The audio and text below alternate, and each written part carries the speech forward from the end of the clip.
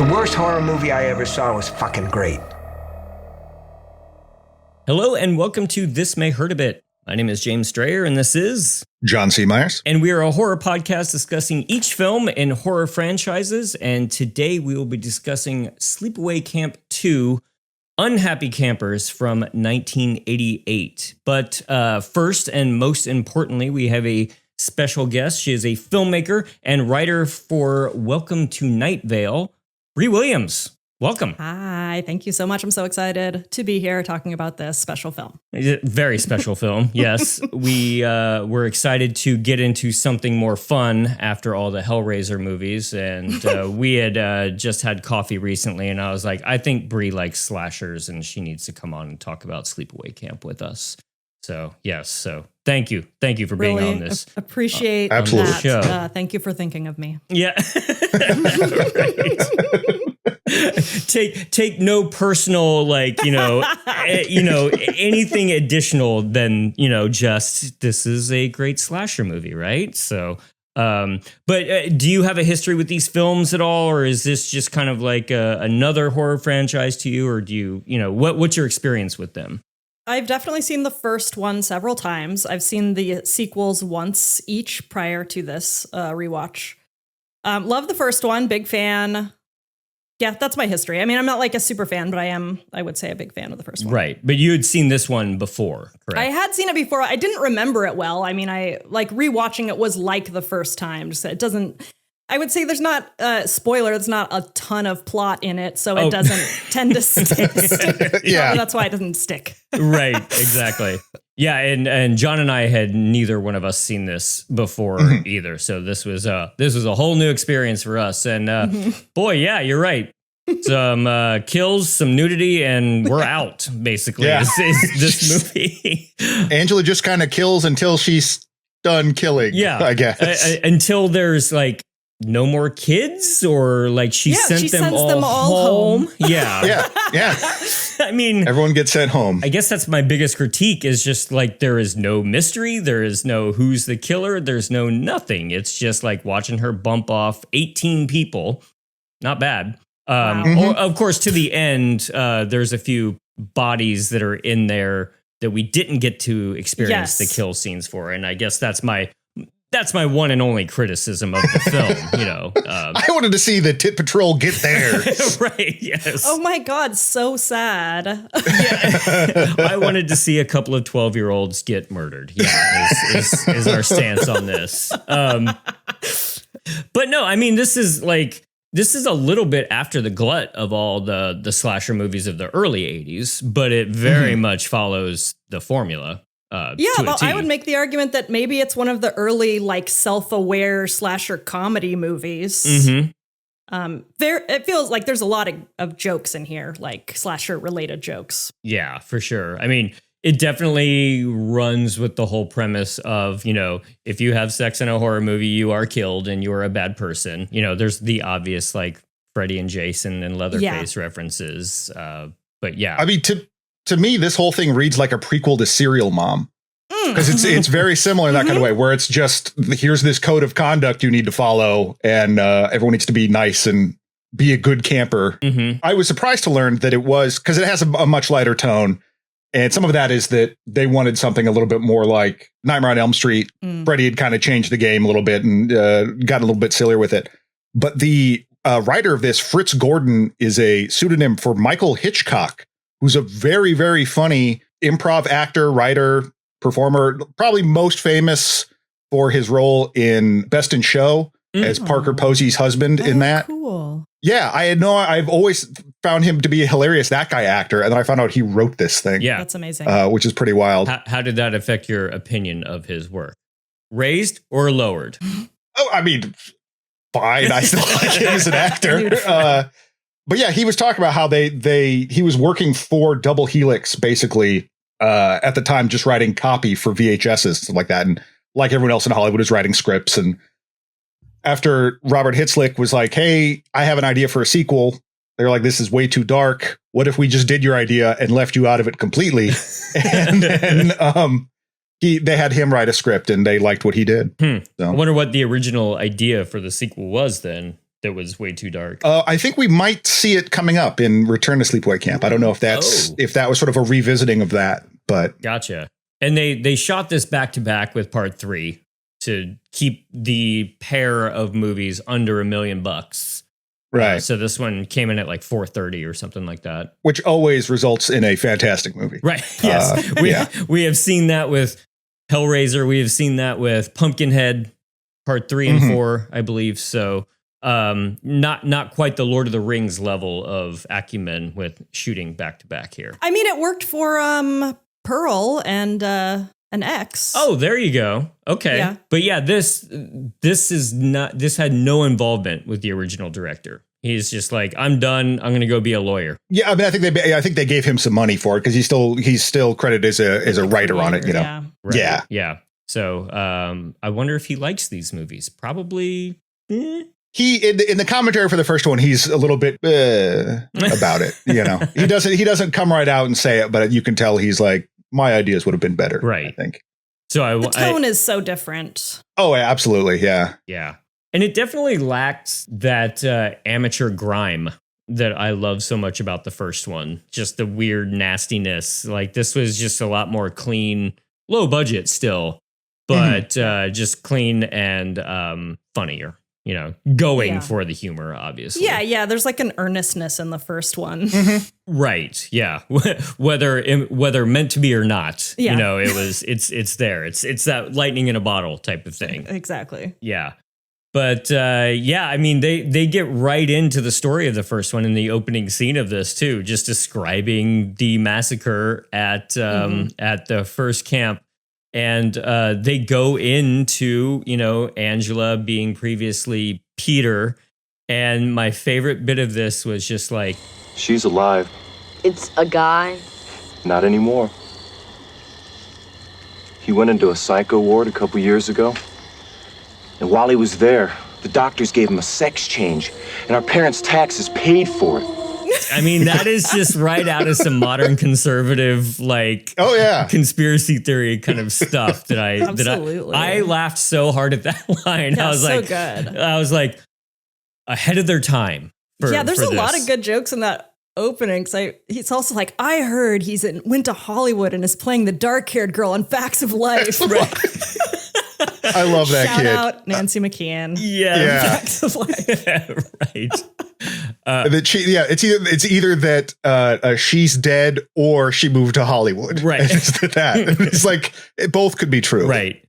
But of course, who is actually there but Angela herself, played by Pamela Springsteen. Yes. Yes, of the Springsteens, which I mean, that's just one of those like movie trivia things that like you couldn't write that. That's incredible. Just so Bruce's good. sister, right? Bruce's sister. Yes, yeah. Mm-hmm. Which is so bizarre because he's such like this icon. It's weird to think of him having a family or just like being, having like complaining about having a sister. Like I can only hear it in his voice where he's like, Pammy said I swear. Right. Yeah. I called shotgun and she took it anyway. Just wearing her ha-ha face. Just tattling on her. Right. Yeah. I wonder what he feels about this movie. I wonder if he's even seen it, I don't, yeah. Think we can get him to be a guest on part 3? I'm sure. Yeah. Well, I'll call him. No problem. He's out there. He's got to be promoting that new movie about him. So you know, he's got to do the rounds.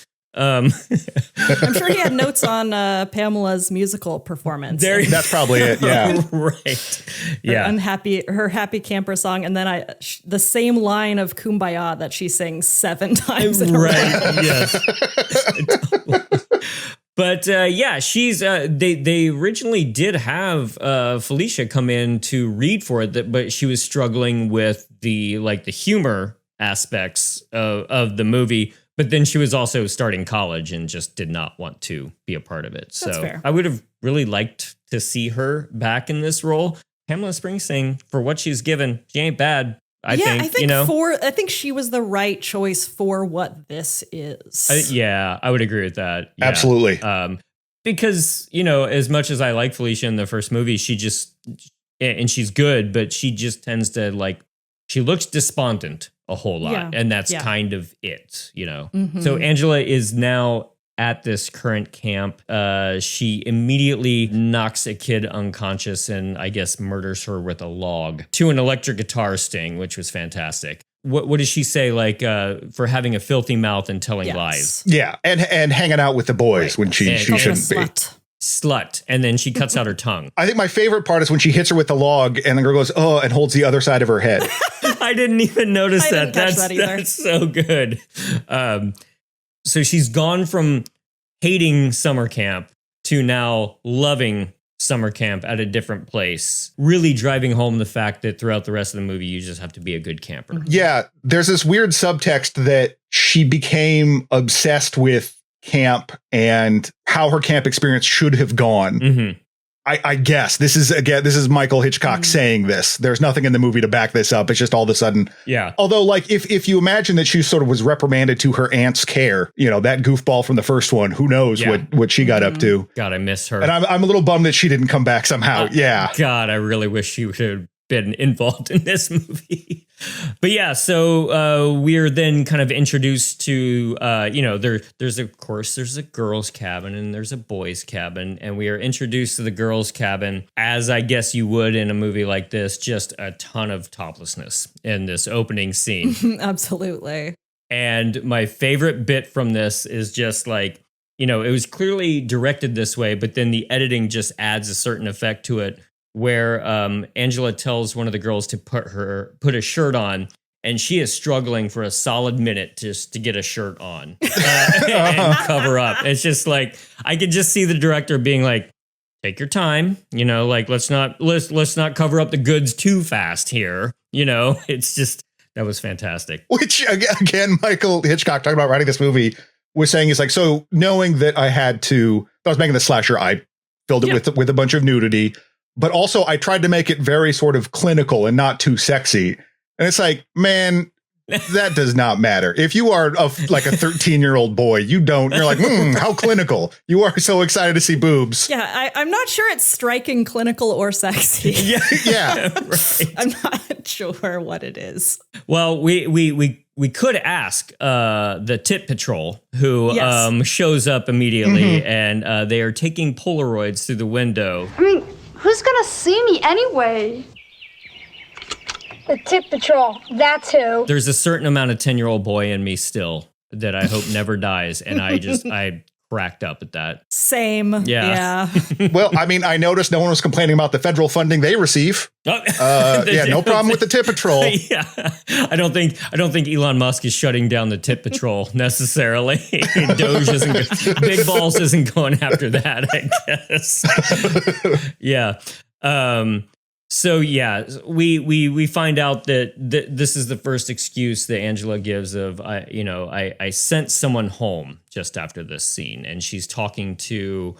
I immediately recognized this guy, and I looked him up, and he is in a handful of James Bond movies. But I recognized him from X-Files. Oh. He's like an old Nazi doctor and like one of the... Oh my God, thank you. I couldn't figure out what I recognized him from. Yeah. I also looked him up and I was like, I don't really watch James Bond movies. I don't know. I missed that. But yes, yes. Victor Klemper. He's like clipping flowers or something. He's in the Project Paperclip. I could get real in deep on this one. But, no, that cracked it for me when I found out. Yeah, they just figured they needed a new kind of hangdog face old New York guy, and so to replace Mel from the first one, and they got this guy who's fine. He doesn't do a whole lot. Man, they should have just like plucked every actor from Taking of Pelham 1, 2, 3, and just like cycled them through. Basically, just like old hangdog faces. Yeah. We're introduced to a couple of stoner sisters, and I really want to hang out with these two. Oh my God, they're so cool. The Shoat sisters. Yes. Smoking joints and drinking Mad Dog 2020. Absolutely. All right, what was everybody's flavor? Mine was red grape wine. Oh, I was a Night Train man. Night Train. I had no time for that too. Yeah, so they were drinking Mad Dog, and we, obviously within a couple of scenes they're toast, of course. At a ceremony in a next bit, we get Angela, of course, getting Counselor of the Week. And like, how many counselors are at this camp? Maybe like 2? Like 3? So, I think there's 3. So the stiff competition Yeah, there's TC, and that other woman, Yeah. and then Yeah. and Angela. Yeah. So I guess that's just what Uncle John does to keep everybody kind of like motivated. And then they sing the Happy Camper song. Oh, I'm a happy camper. I love the summer sun. I love the trees and forests. I'm always having fun. Oh, I'm a happy camper. I love the clear blue sky. And with the grace of God, I'll camp until I die. I have a low tolerance for this kind of cringe myself. I was having trouble getting through that one. So, yes, John, go ahead and drop that entire song into this edit, please. it's a classic. Moving on, we get, I can't keep track of all these teenagers' names, in all honesty. Well, they're all named after members of the Brat Pack, which is my God, of course. Allie, Molly, yeah, Sean. yep. Can you guess what possibly TC could be? Not quite Brat Pack, so you'd have to go a little bit out of that. Tom Cruise. Wow. Okay. Yeah, TC, Tom Cruise. Okay. So yeah, these kids are hanging out by the pool, and God. So Allie, that's her name, right? Allie is the one who gets in trouble for being topless in the first scene and is sort of like the resident angry horny girl. Yeah. Free spirit, you know. Yeah. But a lot of bottled up rage in there though. That's Sure, true. yeah. She only knows one way to let it out, and that's by taking her top Showing off. her tits. Yes. And that's He yes. arranges a one-person wet t-shirt contest to try to seduce Sean, and Sean ain't having it. That was a mode that I didn't expect, really. Yeah, because she is talking to this other guy who's very hilariously just like, I was so good at soccer and I got like A's on all my And tests. doesn't he say like I played saxophone or like trombone or something very unsexy to impress her? Yeah. Yeah, the trombone would be great. Yeah, Colonel or Riker style. I was just gonna say Riker plays trombone, so But yeah, she takes off her top from underneath her shirt or white t-shirt, and she's like, "Don't throw me in the pool." Guy's like, "Great," throws her in the pool, and then she shows off to Sean in this very sort of Judy esque move from the first one of like this other girl Molly is getting attention from Sean, and she doesn't like that. So Totally, good call. I guess that pool was nasty because they were filming in Georgia, I believe, at this like shut down summer camp. The water was awful, and they put a bunch of chlorine in it, but there was still a bunch of gunk at the bottom, and it was just nasty. So, as hoped, the Tip Patrol like swings by the scene. And Oh my God, what do they gets us say? out. They say like party hats at 2:00. Hey, Emilio, party hats at 2 o'clock. All right. Iconic. what a pack of patootsies. I was gonna say I need to start saying that, but then I realized like, when am I ever in that situation? Like, I'm not that cool.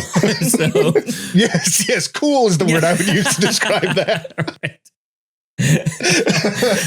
No, but the reason for that line is genius, though, because they had a decency board of some sort in Georgia that was monitoring the filming of the movie to make sure that minors couldn't be around death scenes and nudity.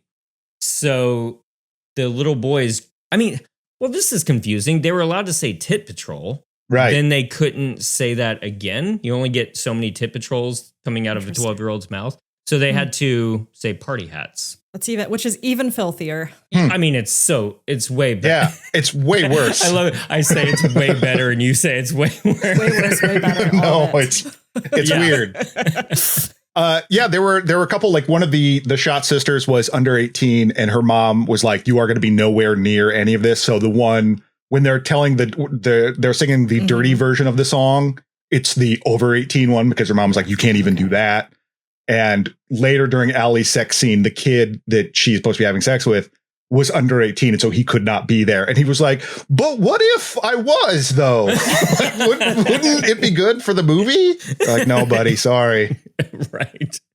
The sisters are further partying in the woods, and this is where they're singing that song. And they get busted by Angela. I do love this because one sister just wakes up to the other sister having been barbecued. Yep. It's great. I don't know if that is another case of the underage sister not being allowed to be like visibly murdered necessarily, but waking up to a barbecued skeleton was pretty fantastic. Amazing. Yeah, it's pretty great. Initially, there was going to do a whole thing where she like buys booze and drugs for them to like set them all up, but they changed it because it didn't seem like Angela would do something like that, which I agree with. That doesn't make sense for the character. Angela gives a whole speech about, You know, it's one thing to screw up your own life, But you also screwed up your sisters.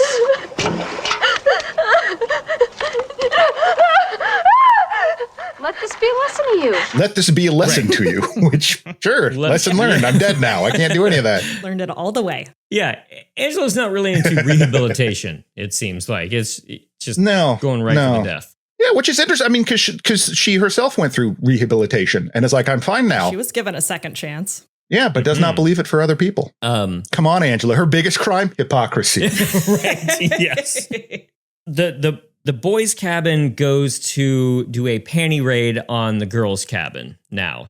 And it's so baffling to even watch. Like, I don't want to even say the blocking of the scene because it's not blocked at all. It's just like people running around in circles practically. And I didn't even really realize what they were trying to do, but I guess they were trying to steal panties. That was not exactly clear to me. Yeah, I'm unfamiliar with panty raids outside of like Mad magazines from the 60s. Right. Like I didn't even know those were still a thing. But I mean, maybe they are. I don't know. But like even in the 80s, the people were still doing that. But apparently, yeah, it's run around and grab underwear. This actually made me Wikipedia panty raids.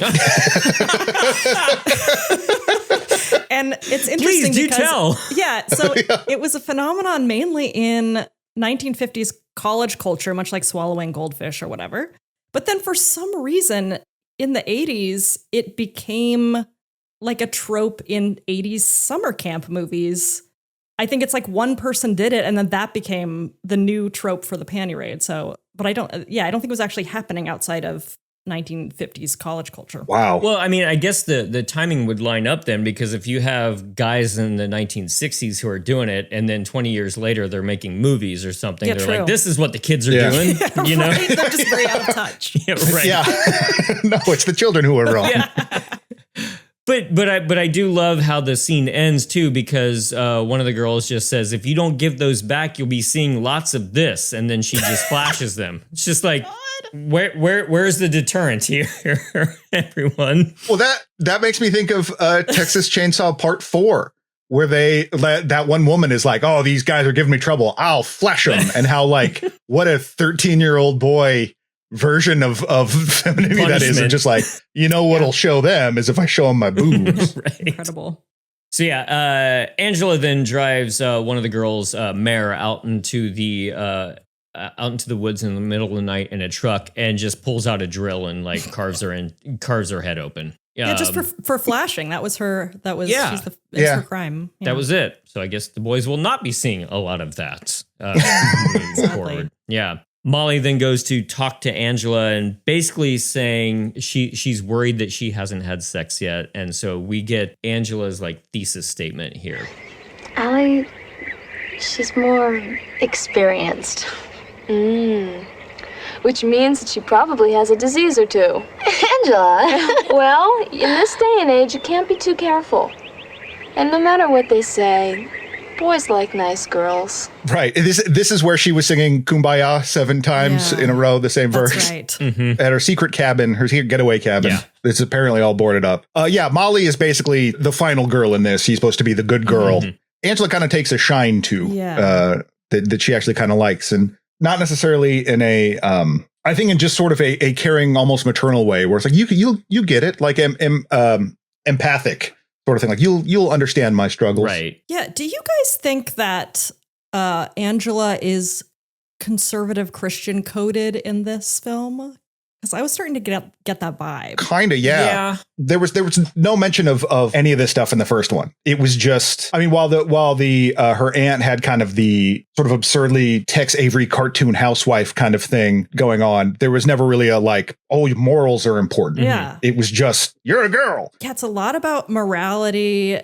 Yeah, and like She also uses the word fornicating, which I feel like is very Christian. Yeah. Yes. And then like, I don't know, there's like some God language in the Happy Camper song, and like the one line of Kumbaya she sings is Kumbaya, my Lord, a million times. Oh, interesting. Okay. And I started going really deep into this, being like, wait, when she's saying she sent them home, like that's also super Christian language for like dying. Yeah. I didn't think about that. Yeah. No, which is kind of funny. The plays on the, the idea that these slasher movies are indeed reactionary. That Jason is killing these people doing it, where it's like, no, this is someone specifically coded as that. Yeah. Yeah. That's interesting. But yeah, it definitely ramps up more of the morality this time around. She said she was recommended for that position at the camp by doctors and clergymen. That's right. Yeah. Clergymen. Right. Yeah, I don't know. Yeah. There's a very fast scene that is only just a one joke delivery system of the putting hands in buckets to feel things for Halloween. And it's not even necessarily Halloween.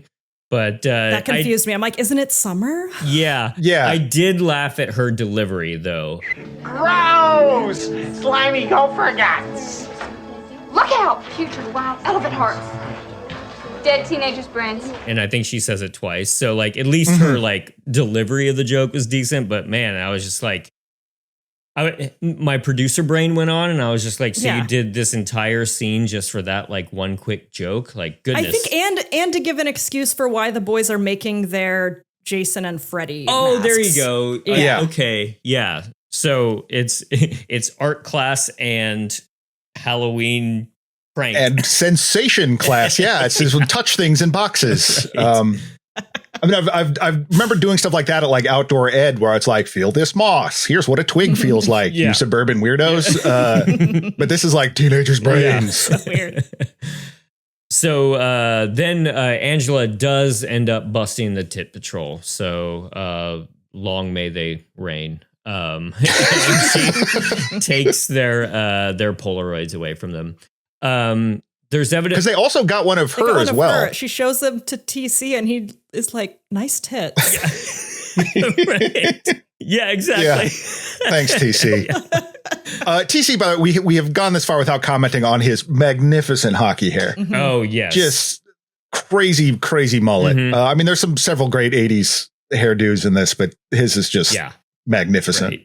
But yeah, those photos are so creepy. Super creepy. And like, they're now just like, I mean, they're Polaroids. That's the way Polaroids looked. Everyone's kind of used to it. But now they just seem really like possessed and demonic. Like snuff film style. Yeah. Somehow. Yeah. Like I shouldn't be. Well, there's two reasons I shouldn't be looking at this. Yeah. You know? She's always threatening she's always like, well, I'm going to tell Uncle John. And then this is like the most that she's done that. She never goes to Uncle. She just goes to TC. Yeah. Or she just kills them. In this case, TC is like, yeah, I'm going to get right on this. Yeah. And can I have those photos, please?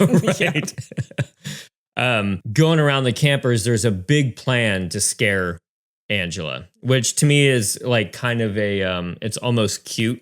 Like the kids think they're really going to scare her. Like it doesn't seem like necessarily like mean necessarily, but like there's almost this innocent way of just like, oh, we're going to get her good by wearing a Freddy glove and a Jason mask. If this doesn't scare Angela, nothing will. How's your glove coming? Almost finished. Well, it's gonna be great. Angela will dookie in her pants. I'm scared of him, so everyone should Yeah. be. So yeah, which is funny. Friend of the show, Anime on VHS UK, sent us a picture of the British poster, which is Angela with a chainsaw, and then there's Freddy on one side and Jason on the other. Jesus. And it's like, Yeah. just blatantly, just like, hey, and they kind of allude to it in the American one, where it's a camper who's not Angela bringing in a hockey mask and a glove, Right. which is canonically incorrect. Yeah. But that's also weird. They just didn't put Pamela Springsteen on the poster. Yeah. I looked that up and she was busy that day. Oh. So, you don't reschedule the photo shoot for your star. No, Just get someone nope, else. sorry. Yeah. This has got to get out. Right. Yeah. So yeah, it turns out that Angela gets the drop on all the kids and manages to slash a boy from behind a log with Freddy razor fingers, and then go after the kid dressed as Jason with a Leatherface-ish chainsaw. And mask. Yeah, and she's wearing the other kid's face. Yeah. Yeah. Mm-hmm. Right. Oh, that's Yeah. what's happening. Okay, yeah, that makes sense. That's kind of fun, actually. Like that Yeah. they went that far with it. I don't even think I realized that. So Yeah, that's super fun. Yeah, she works very quickly. yeah. Because I mean, I don't. She does good work. Lord's work. Yeah, Yes. I guess that's true. When you have Jesus on your Yeah. side, carving up faces is a snap. Right. Allie and one of the other guys are having just the weirdest bathroom sex scene that I've seen in a movie in a while. God. That scene is so funny. Yeah. Shot all from the waist down Yes. for the first bit. And it looks like she's just getting drug all over the place. She's trying to kick off her pants. Yeah. But it really implies once they get to the bathroom stall that she's the one in charge of this, because she keeps pushing the guy's head down, like, do it better, you know? Yeah, but she but it's- still has her underwear on, which we can Yeah. see because we've never cut away from like her legs for a second. Yes. It's it's a baffling choice, But but there's a lot of like what would you how would you describe the motion that they're making? Like it's not thrusting, it's like a thrashing. a thrashing Yeah. about. Yes. It's a thrashing around like a fish in the bottom of a boat. Some sexy flopping. Right, Yep. a lot of flopping. Yeah. Angela ends up comforting Molly because Molly wants to know where Allie is, I think. And she says this is where she brings up the fact that Allie must be out in the woods fornicating somewhere. So Yeah. She's right. she sure is. This is she's fornicating with a minor, as you were mentioning earlier. And they have a very bizarre sex scene too. And at the end of it, she just looks at the boy and says, Listen, you don't have AIDS or anything, do you? Jesus. Yeah. Oh, BT dubs. Also, if you're gonna ask, like, do it before. Right, before. Yeah. It's like, what are you going to do? Oh, by the way, yeah. Yeah. Jesus. Now what?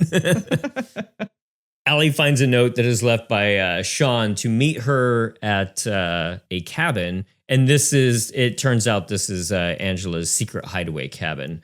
What we do get, though, once I forget, does she look inside the cabin or is she taken out before that? No. Okay. Yeah. She knocks on the door, thinks that Molly has set her up. Because they have this very bizarre exchange ahead of time where Allie's just like, I hate you and you suck. And Molly's like, I think you're nice. Allie just keeps going. And so she thinks she's getting back at her, but then Angela's like, no, it was me.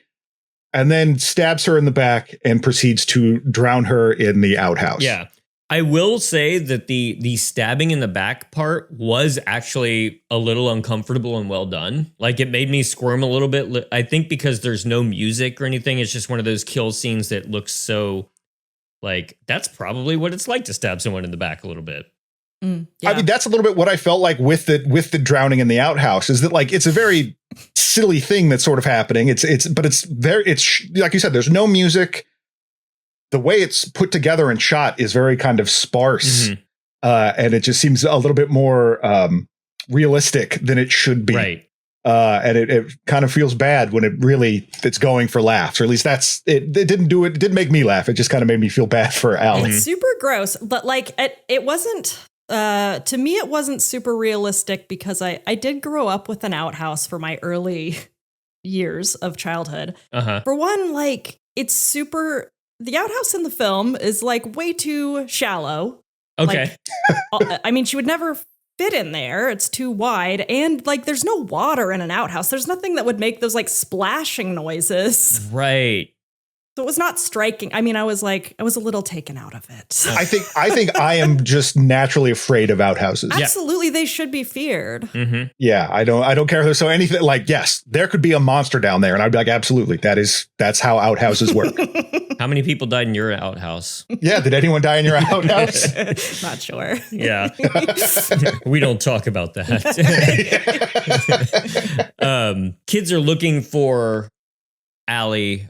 Sean says he almost went to camp the year that all the kids got killed, but the killer's name was Peter. So this gets in a little bit into that, like, is he like purposely calling her by her, I don't know if this rises to the level of like, is he dead naming her or something like that? But yeah, I think he's just stupid. He's just dumb. Yeah. But yeah, like and this is the thing that's driving me nuts, because as you kind of alluded to earlier, there's never really any concern. I mean, Angela takes some flack from Uncle John for like sending kids home without talking to him first. Like, so many kids have been sent home.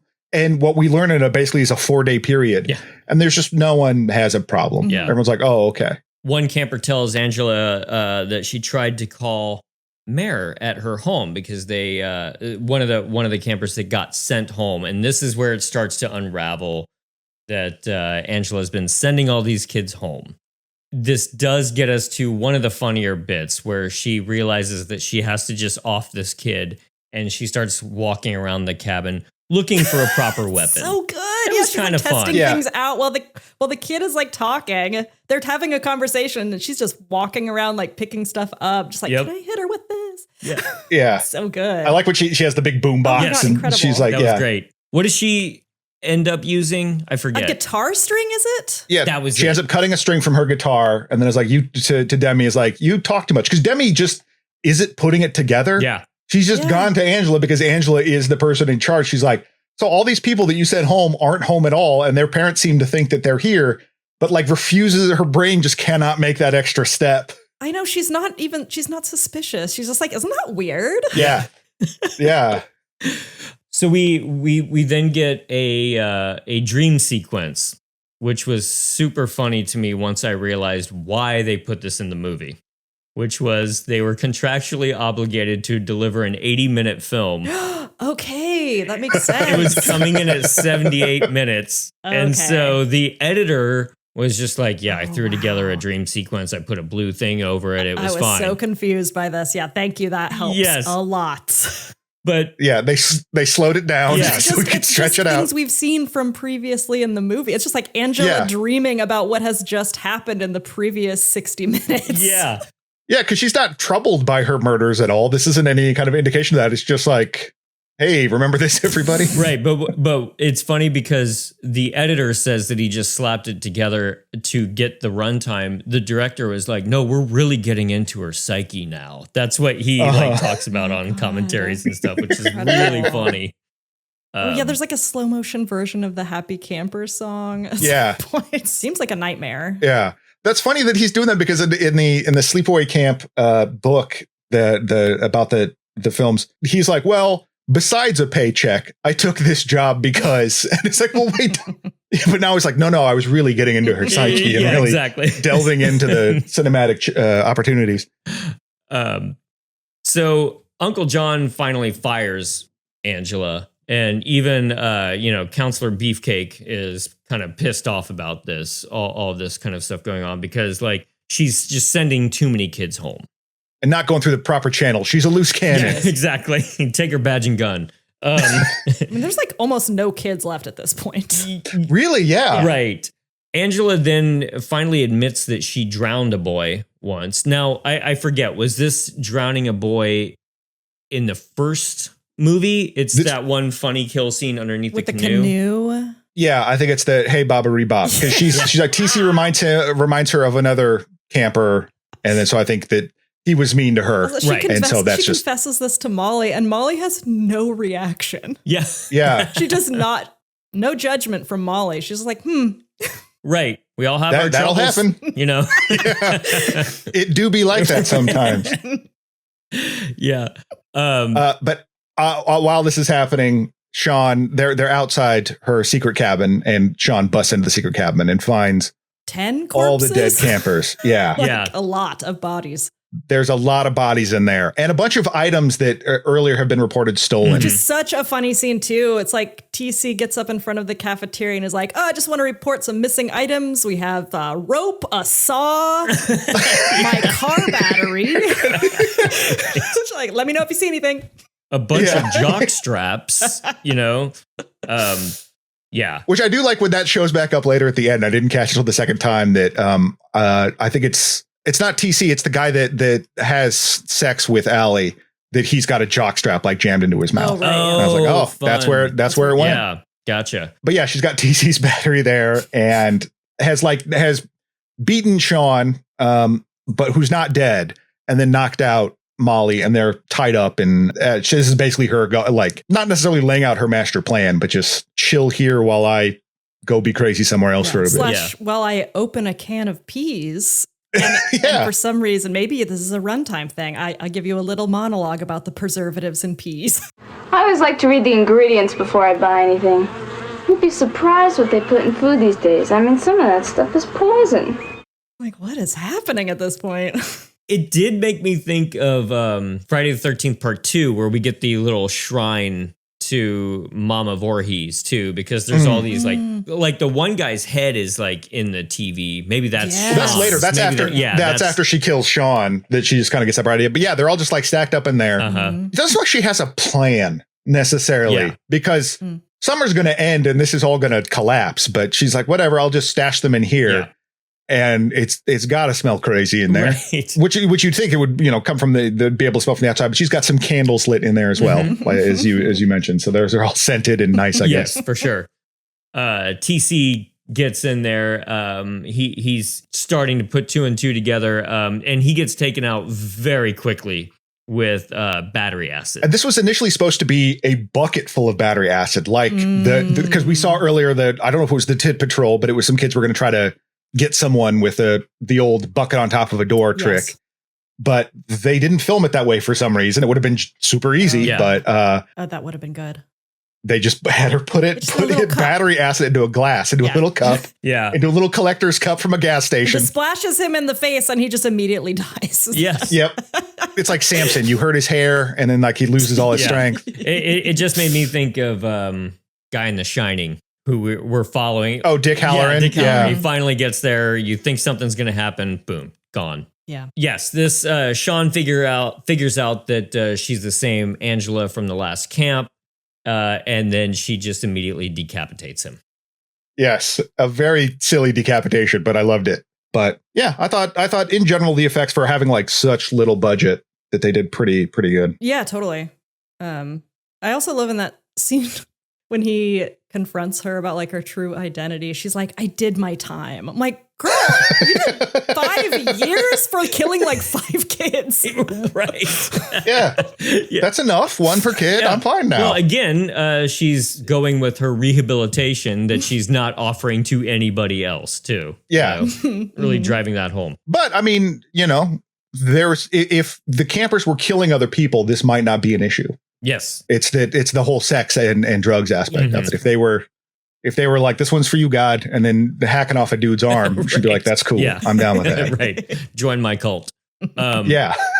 Yeah. This is where she put Sean's head inside of a broken TV. Incredible. Love that image. Yeah. Yeah. She breaks out a rope and just then she ends up, Molly arrives and beats Angela with a log and then just sort of runs off. So it's the classic, like, you could have just taken her out right there, but, knock her out and run instead. Yeah. So she escapes Angela's clutches and knocks her out and then runs away after a very long chase.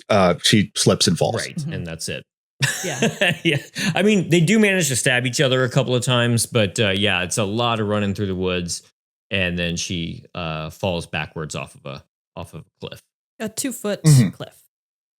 It's a very short cliff. Tit Patrol kids are now found dead. Uncle John's found dead. We get a few more dead bodies. The other camp counselor woman that shows up in one scene before she's dead. Just wrapping up loose ends. Yeah, exactly. You'd think she'd set the whole camp on fire. But, yeah. Mm-hmm. Why ruin it for everybody else? Right. It's kind of weird that climax is like 4 off-screen kills. It's just like, true. Yeah. Man, you guys would have loved to see this. Totally. This was awesome. Like all the major players, I killed them already. Yeah. Uncle John. Yeah, you would have loved it. Angela gets picked up by this lady in a cowboy hat driving a truck, which is fantastic. Like it's incredible. Yeah, it's a Ant whatever level, like one-off performance. Right. Or like kind of like I thought of like Large Marge from Pee-wee. I have never heard the phrase "ain't no skin off my tits" before. Ain't no skin off my tits. Yep. And that is exactly who would say that. That is, she's I'm too dumb. What did she say? Too dumb to drink. too fat to fuck. That's good. And she's just talking about why she smokes cigarettes. Yeah. She's just like, everybody needs a vice. We all got our own vices. Yeah. It's just incredible. Just like 5 lines, all insane. Yeah. Yeah. Perfect. But unfortunately for her, that is enough to evoke Angela's wrath because Absolutely. she smokes. Yeah. And so Angela takes her out too. We cut to Molly, who I guess for some reason is still alive because we needed some sort of like end stinger here. And a truck pulls up, and of course, it's Angela. And we just get a weird like triple zoom onto so Molly's weird. face and then cut. Yeah, like triple zoom, freeze frame, like super weird. Yeah, like they're trying to do the Friday the 13th freeze frame from the open or whatever, the first kill. But yeah, because it's staged so strangely because she comes over to this, a wider shot. She comes over to the side of the car and you see Angela stick her head out wearing the cowboy hat, being like, "Howdy, partner." Yeah. And then it cuts to her reaction. There's a weird beat before her reaction, and then it zooms in. So that kind of loses some of the punch in that. But then it's just like, yeah, that's it. Yeah. Who knows what happens next? We ran out of film. Yeah. We couldn't go to the store to buy more. Sorry. We got to hurry up and go film Sleepaway Camp Part 3 tomorrow. So this is it. Yeah. I mean, and maybe we'll find out what happens in part 3, whereas that's the cliffhanger. Yeah. Angela will return in Sleepaway Camp 3. Mm-hmm. We can only hope. But yeah, a very, very fast ending. It doesn't really amount to much. Like we don't catch Angela at the end. There's no, I feel like it very much implies that Molly's dead. And so it's not like the final girl rising up to kill the bad guy. It just solidifies the point that we just watch Angela like muddle around and kill people for 80 minutes. Yeah. And that's kind of it. Yeah. Not a masterpiece of storytelling. No. Yeah. No fun twist, at all. Yeah, they did the assignment, I guess, like it feels kind of perfunctory in that way where it's just, we got the kills in there and whatever. Mm-hmm. I think some of it is because they were so rushed that some of the stuff that was supposed to be funny isn't put together as well because they're just like, we only have like 2 takes that we can do and we've got to move on to something else. Yeah. And so I think the comedy of it gets lost a little bit. But I do think in general the performances are pretty good. I think Pamela Springsteen does a good job.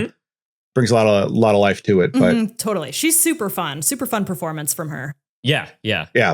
But I can see why you don't remember this movie. Yeah, absolutely. Right. I'm already forgetting it now. Yeah. I had a better time with it than I thought I would. I mean, I really didn't, I didn't know what to expect, to be perfectly honest, but considering it's trying to be funny and all the nudity is so ludicrous, like that just at least just made me laugh. Totally, me too. Yeah. It's enjoyable. It is enjoyable. Yeah, it's a fun watch for sure. Yeah, I'm all for a part 2 getting goofy with it because that tends to happen, and this certainly does that. But it's fine. Yeah. It's not anything amazing. So do we think that this qualifies as like a trans panic type of movie, or did we even think that the directors or writers even cared, or is it just like? Well, Michael Hitchcock said in that interview where he was like, I didn't want to do anything that was negative in that direction. But, I don't know if that's him just saying this now in the current climate we have, or if that was indeed true. Yeah. Because it just seems like it's a way to they just kind of wrap up the first one like, don't worry about that. Yeah. This is Angela. That's all you need to know. Right. And it seems like it's less about any of that than it is just like you mentioned, the sort of the conservative Christian coding, the like super reactionary, you got to follow these rules or you're going to die kind of slashers motif. They do make a weird point of her implying that she got bottom surgery. I did my time. 2 years of therapy, electroshock, plus every kind of pill you ever heard of, plus an operation. In the scene, like right before she decapitates Sean. Yeah. Or gives him top surgery, as I like to say. Right. Sorry.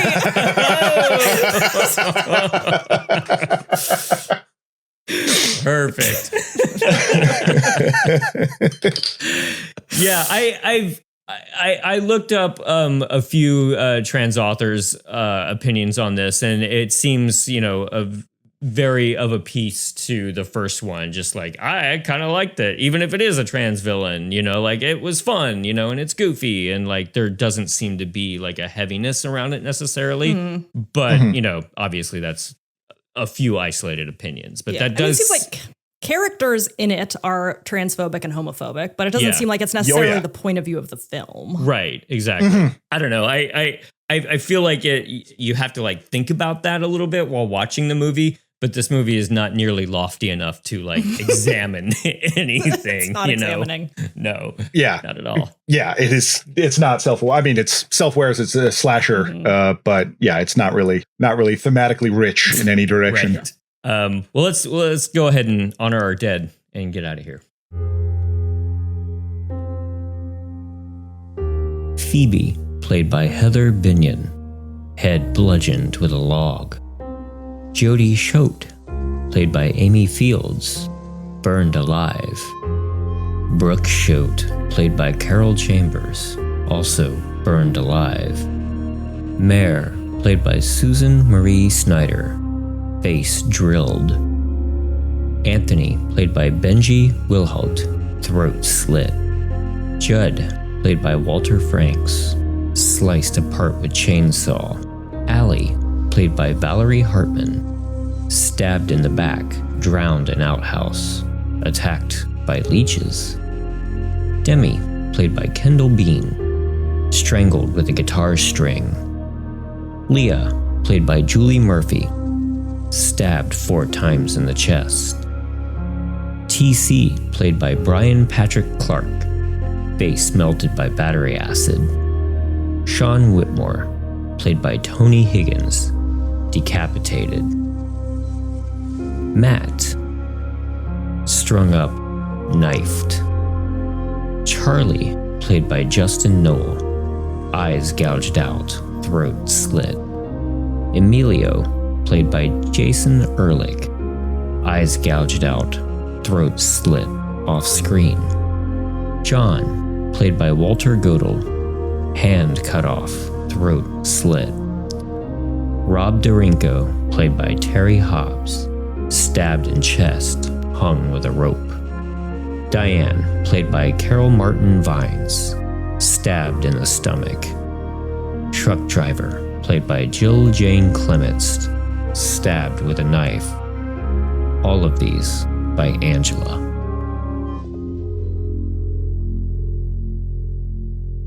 Yeah, a lot of kills in this one. So, like, I mean, I would love to break down the math somehow, but I feel like that there's a kill like at least every 10 minutes in this movie, practically. So, at least, yeah. If you're coming to these for that, then you'll be richly rewarded by Sleepaway Camp 2. Is this something that the two of you would ever throw on in the future? I think I would.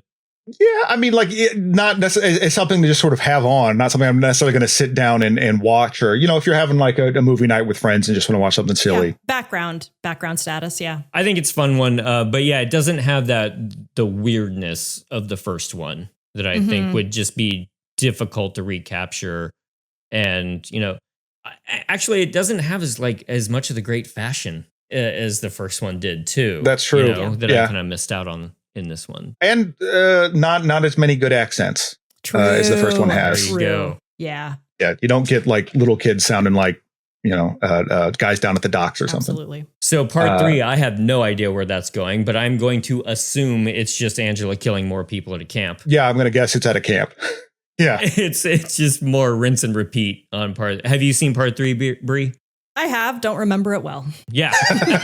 So, right. Yeah. I had enough fun with this one that I'm looking forward to 3 and 4 just to see what you do. And if it's more of the same, I might be okay with it. Cut to 2 weeks from now where I'm like, it's just more of the same, you know? Come on. Right. But yeah, I had a good enough time with this one that I'm like looking forward to a part 3. Whereas, you know, I'm not always in that mode with these franchises. Yeah.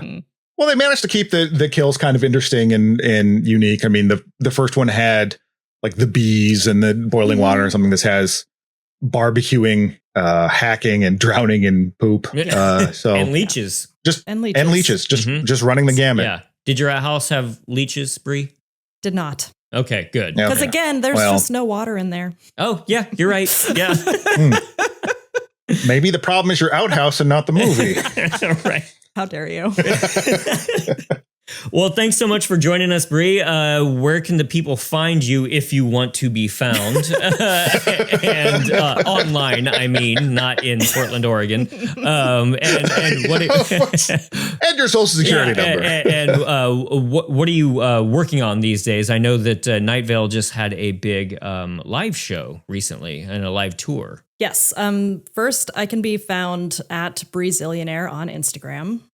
Yes, we're Nightvale.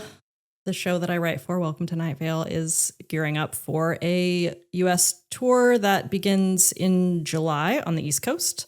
Worked on writing that live show. It's super, super fun. Mm-hmm. So I recommend that everybody go see that. Yes. Go see the Welcome to Nightvale tour.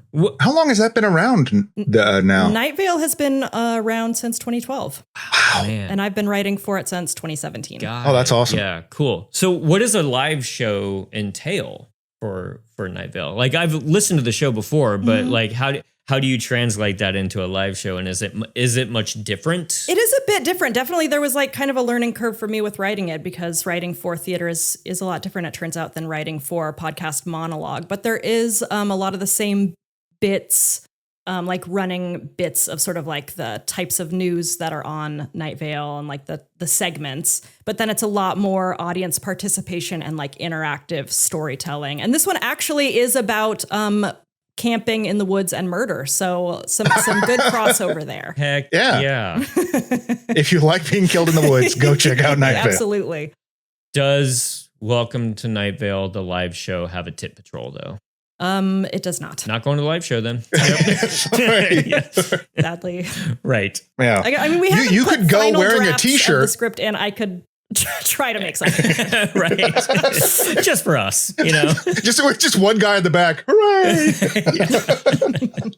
All right, everyone. Well, cue up that Sleepaway Camp Part 3. Go download some Welcome to Nightvale. Buy your tickets for the Welcome to Nightvale live show for sure, and see what Brie's working on these days. So, all right, I don't have the list in front of me of where you can find us all online. I think it's This May Hurt a Bit Pod on Instagram, Hurt a Bit Pod on YouTube, and you can email us at thismayhurtabitpod@gmail.com. So give Sleepaway Camp 3 a watch, and we'll see you guys back here in 2 weeks. Good night. Thanks for having me, guys. Absolutely. Thanks for joining us. Party hats. This has been a Caretaker Press production. It was produced by James Strayer and edited by John C. Myers. Logo by Ethan Kimberling and music by Michael Arthur Holloway, who you can find on Bandcamp. Follow us on Instagram at thismayhurtabitpod and email us at thismayhurtabitpod@gmail.com. Give us a 5-star review over on your favorite podcast app, and we'll see you next time.